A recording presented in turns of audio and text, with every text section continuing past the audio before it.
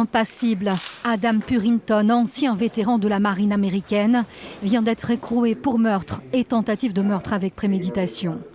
Depuis plusieurs jours, son visage est à la une des médias aux États-Unis. Le 22 février dernier, comme à son habitude, Purinton passe la soirée dans ce bar du Kansas. Mais ce jour-là, il sortira son revolver avant de crier « Sortez de mon pays ».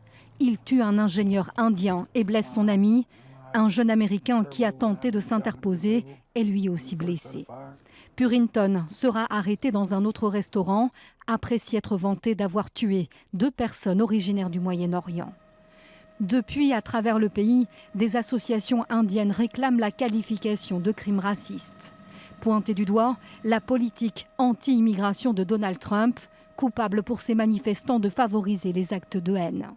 La Maison-Blanche réfute les accusations, mais difficile de cacher le malaise. On m'a demandé de réagir sur l'histoire du Kansas. À mesure que l'enquête progresse, je dois dire que les premiers rapports sont assez troublants. Une affaire qui fait les gros titres en Inde et qui prend une tournure diplomatique. Le numéro 2 des affaires étrangères est attendu dans les prochaines heures à Washington.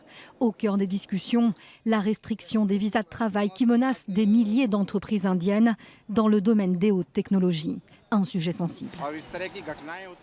Si on continue à avoir des incidents comme cela, alors les médecins et nos autres excellents professionnels qui partent aux États-Unis vont arrêter d'y aller.